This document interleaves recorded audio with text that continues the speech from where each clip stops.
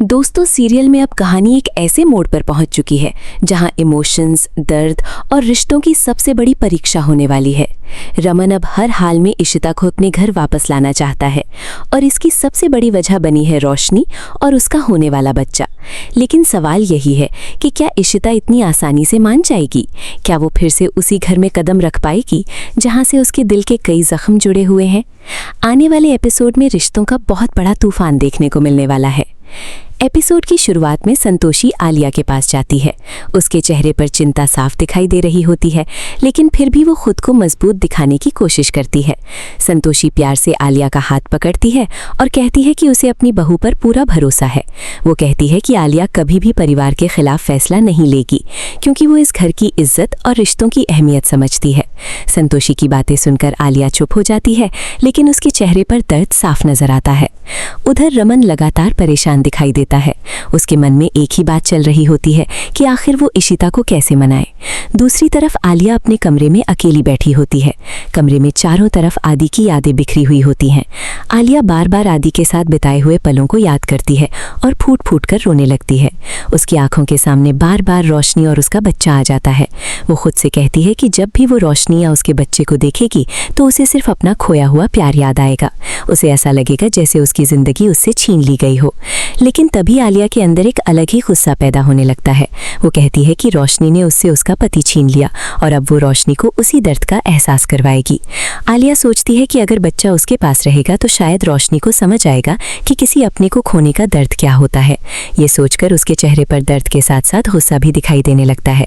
तभी अचानक घर की बेल बजती है और आलिया अपने ख्यालों से बाहर आ जाती है। दूसरी तरफ रूही और बाकी घर वाले रोशनी को लेने पहुंचते हैं। जैसे ही इशिता दरवाजा खोलती है, सामने पूरे परिवार को देखकर एक पल के लिए हैरान रह जाती है, क्योंकि यही सब उसने कुछ देर पहले अपने सपने में देखा था। इशिता की आंखों में डर साफ दिखाई देता है। वो मन ही मन भगवान से प्रार्थना करती है कि उसका सपना सच ना हो जाए। वहीं रूही भागकर इशिता के गले लग जाती है और घर का माहौल थोड़ी देर के लिए भावुक हो जाता है। उधर महिका और बाकी लोग आपस में बातें कर रहे होते हैं। तभी रमन कहता है कि इशिता को उनकी बात माननी ही पड़ेगी, क्योंकि अब बात सिर्फ रोशनी की नहीं बल्कि पूरे परिवार की खुशियों की है। लेकिन रमन खुद भी जानता था कि इशिता इतनी आसानी से नहीं मानेगी। वो कहता है कि इशिता पिछले 8 महीनों से रोशनी का ख्याल रख रही है और अब वो उसे अकेला छोड़ने के लिए तैयार नहीं होगी। तभी इशिता की बड़ी अम्मा वहां आती है और कहती है कि अगर आदि का बच्चा भल्ला परिवार में पलता है तो उससे सबसे ज्यादा खुशी इशिता को ही होगी। वो कहती हैं कि इशिता का दिल बहुत बड़ा है और अगर उसे प्यार से समझाया जाए तो वो जरूर मान जाएगी। लेकिन रमन के मन में फिर भी डर बना रहता है। वो कहता है कि उसे नहीं लगता कि इशिता इतनी जल्दी तैयार होगी। इधर इशिता रोशनी का पूरा ध्यान रख रही होती है। वो समय पर उसे दवाइयाँ देती है और उसकी हर छोटी बड़ी ज़रूरत का ख्याल रखती है। इशिता प्यार से कहती है कि अगर वो दवाइयाँ समय पर नहीं देगी तो रोशनी खुद कभी नहीं लेगी। इतने में फिर से बेल बजती है। जैसे ही इशिता दरवाज़ा खोलती है, सामने पूरे भल्ला परिवार को देखकर एक बार फिर परेशान हो जाती है। उसे अपना सपना याद आ जाता है और उसके मन में डर बढ़ने लगता है। रूही तुरंत भागकर इशिता को गले लगा लेती है। इशिता सबको अंदर बुलाती है और उनके लिए पानी लेने चली जाती है। लेकिन अंदर ही अंदर वो लगातार सोच रही होती है कि आखिर वो क्या करे। उसे समझ नहीं आ रहा होता कि वो अपने दिल की सुने या परिवार की। दूसरी तरफ शगुन बहुत परेशान बैठी होती है। तभी मनी उसके पास आता है और उसे समझाने की कोशिश करता है। वो कहता है कि शगुन को दोबारा काम शुरू करना चाहिए ताकि उसका ध्यान बढ़ सके। मनी ये भी कहता है कि अगर वो आलिया के साथ ज़्यादा समय बिताएगी तो शायद आलिया भी इस दर्द से बाहर निकल पाएगी। शगुन पहले थोड़ा हिचकिचाती है, लेकिन फिर मनी उसे कॉफ़ी देकर उसका मूड ठीक करने की कोशिश करता है। मनी का ये अंदाज देखकर शगुन के चेहरे पर हल्की सी मुस्कान आ जाती है। उधर जब रोशनी बाहर आती है और पूरे भल्ला परिवार को अपने सामने देखती है तो वो बहुत अनकंफर्टेबल महसूस करने लगती है। उसे समझ नहीं आता कि आखिर सब अचानक यहाँ क्यों आए हैं। तभी संतोषी आगे बढ़ती है और प्यार से कहती है कि वो अपने घर के वारिस को देखना चाहती है। संतोषी इशिता से माफ़ी मांगते हुए कहती है कि वो रोशनी और उसके बच्चे को अपने घर ले जाना चाहती है, क्योंकि वो चाहती है कि गोद भराई की रस्म भल्ला हाउस में धूमधाम से हो। संतोषी की ये बात सुनकर रोशनी का चेहरा उतर जाता है। उसे महसूस होने लगता है कि कहीं ना कहीं उससे उसका बच्चा दूर किया जा रहा है।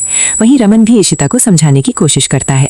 वो कहता है कि इस खानदान के वारिस के लिए रोशनी का भल्ला हाउस में रहना बहुत ज़रूरी है। लेकिन इशिता के मन में कई सवाल चल रहे होते हैं। वो सोचती है कि पिछले 8 महीनों में किसी ने रोशनी की खबर तक नहीं ली और अब अचानक सबको उसकी इतनी चिंता क्यों होने लगी। संतोषी फिर प्यार से कहती हैं कि वो सिर्फ इतना चाहती हैं कि बच्चे को पूरे परिवार का आशीर्वाद मिले।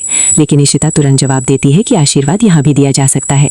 उसे समझ नहीं आता कि रोशनी को उसी घर में क्यों ले जाया जा रहा है जहाँ वो इतने सालों से नहीं गई। इशिता मन ही मन समझ जाती है कि परिवार कहीं ना कहीं रोशनी को उसके बच्चे से अलग करने की कोशिश कर रहा है। इशिता ये भी सोचती है कि रोशनी की अभी शादी तक नहीं हुई और ऐसे में उसका उस घर में रहना कितना मुश्किल होगा।